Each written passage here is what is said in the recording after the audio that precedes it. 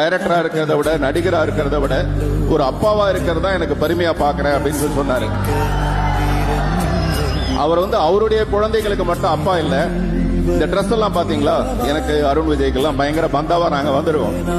ஒரு அப்பா என்ன பண்ணுவாருன்னா, தன்னுடைய குழந்தைங்களுக்கு எல்லாம் நல்ல ட்ரெஸ் வாங்கி கொடுத்துட்டு அவரு மட்டும் ரொம்ப சாதாரணமான ஒரு ட்ரெஸ் போட்டிருப்பாரு.